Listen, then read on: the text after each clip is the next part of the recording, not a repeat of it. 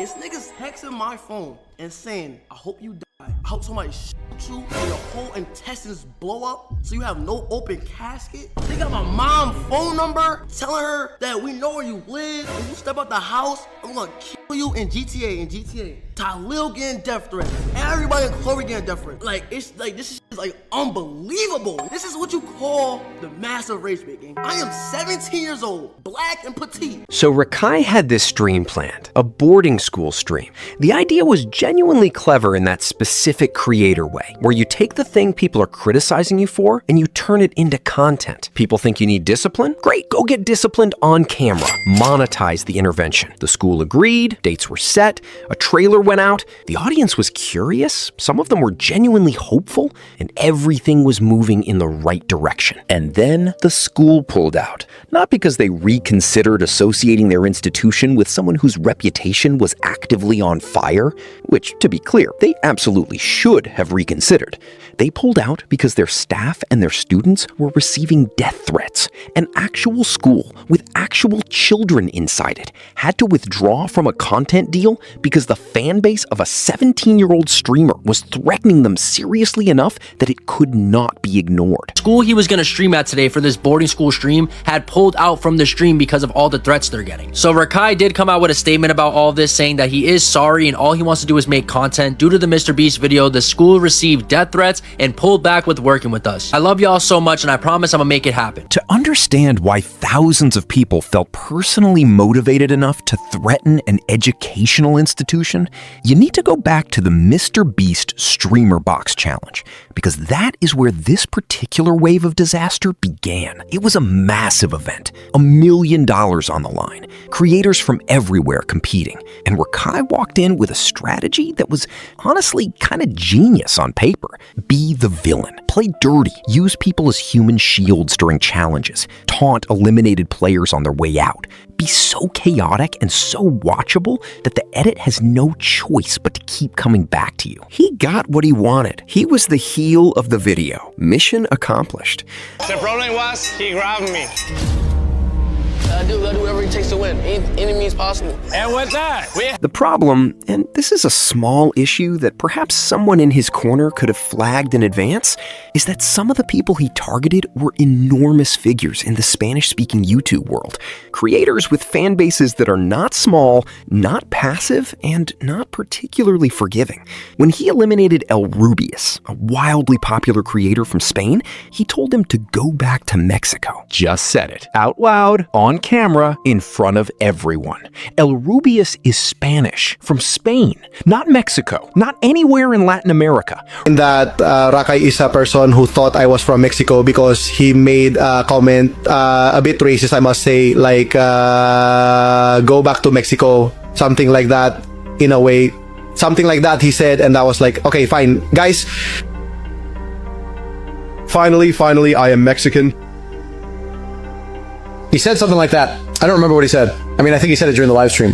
RaKai had essentially looked at every Spanish-speaking person on the entire planet and decided they were all the same thing, which is, to use the precise technical term, exactly as bad as it sounds. The Spanish YouTube community responded immediately, and they did not respond quietly.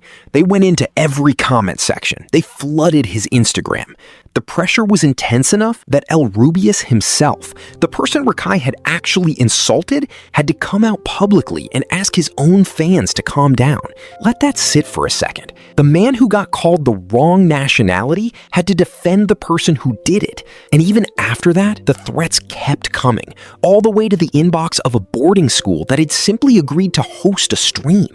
So the stream designed to address the criticism got destroyed by the behavior that created the criticism. Poetic, really. Truly a full circle moment for the ages. Now, the boarding school is the headline, but the boarding school is not the actual story. The actual story starts much earlier.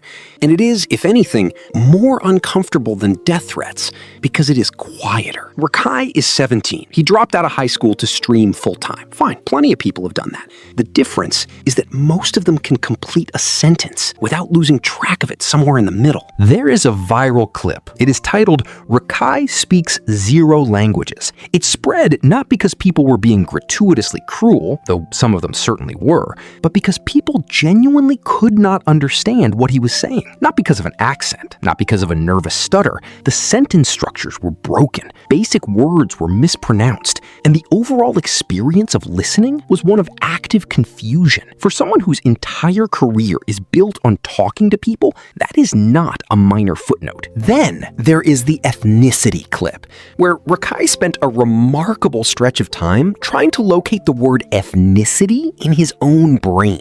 Forgetting a word happens to everyone, absolutely fine.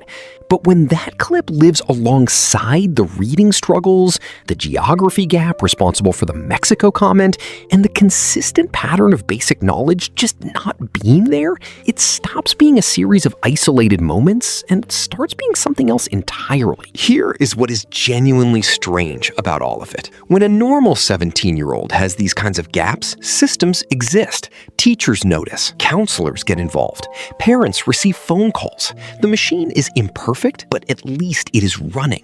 When those same gaps play out on a Twitch stream in front of hundreds of thousands of people, the machine does not run.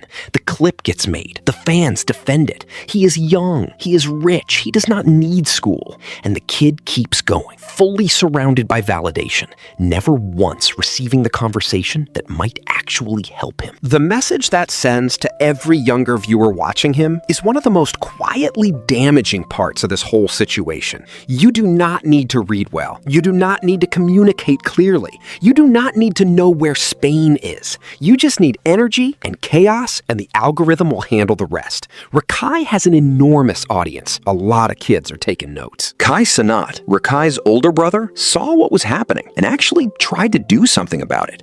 During Mafiathon 3, he hired a real tutor. Miss Emmy, a professional, came in with structure, patience, and a genuine plan to give RaKai and his friend Tawada some kind of educational foundation inside the madness of their streaming life. A real attempt, a sincere one. Credit where it is due. On day one, they showed up late. Not slightly late in the way that everyone is sometimes slightly late enough to be addressed on camera, despite the fact that the classroom was directly across the hallway from where they slept. There was no commute. There was no traffic. The room was right there.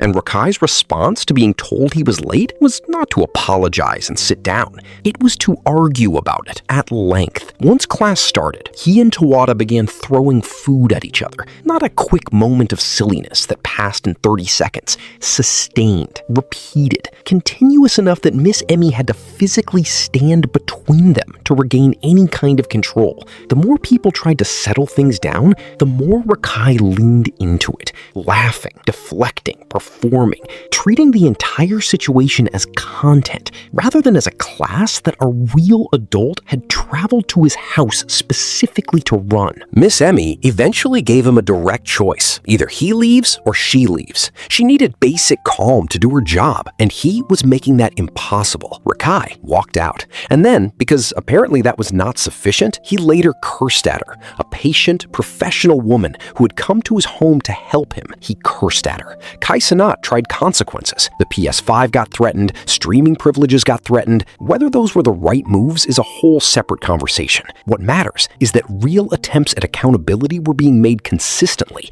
and RaKai's response to every single one of them was to laugh. Nothing landed. Nothing stuck. He mocked the consequences the same way he mocked the class, the same way he would later mock the prison intervention specialist who came in and gave him a serious speech about throwing his life away, to which RaKai essentially responded that he built this life himself and did not need anyone's speech, thank you very much. Good? Do you know who I am? I mean, you know him? Really, dude? Really? Really do. You know him? Yes, I know you are, gang. Then you know I don't play. And your brother brought me here for a reason, right? Do me a favor. One thing I need you to do for me, right? Don't ever disrespect me in this moment. This is a very important moment for you. I'm here for you. I do house calls with celebrities all over the country, bro. You hear me? Who are blessed like you. And sometimes it takes for somebody to come in and just speak a little life into them. That's why I'm here. He did this today because he loves you and cares about you, bro. But he's tired of you throwing your life away at 16, little bro. You got a big future ahead of you, bro. And if you don't turn this corner right now today, your future ain't gonna be the same tomorrow. That I can promise you. Can I say real quick? Do you understand what I said? Yes. My man. I want you to look at my face. And look at my eyes, right? And see, like, do I give a fuck? No. I'm gonna fuck what you're talking about. I built this shit, I'm gonna fuck, I'm in it. It's a lifestyle. Yeah. The prison specialist visit is worth slowing down on because it is the clearest window into where RaKai actually is right now. This was someone brought in specifically to talk to him, a man who does this professionally, who works with celebrities across the country, who sat down with a 16-year-old and said directly, "You have a real future, and if you do not turn this corner today, that future is going to look completely different." He was serious. He meant it. He was trying. RaKai's response was to tell him he did not care, that he had built this himself, and that he was not interested in the speech. And then one of his viewers, genuinely moved by the specialist's sincerity, donated $10,000 to him. A fan watching the chaos unfold decided this man deserved something for trying. RaKai's reaction was immediate and authentic and told you everything you needed to know. He was not touched. He was not reflective. He was not even briefly quiet. He was furious, visibly, vocally furious that someone had donated $10,000 to the man who came to help him before donating it to him first. $10,000 to someone trying to save his future. And RaKai's primary emotion was personal offense. The boarding school got threatened away. The tutor got cursed out. The prison specialist got laughed off. The geography gap sent a Spanish creator to the wrong country. The education clips went viral for the wrong reasons. Individually, any one of these is a bad week. Together, they describe a 17-year-old who is more insulated from honest feedback than almost any teenager on the planet, because the feedback that might help him never gets through.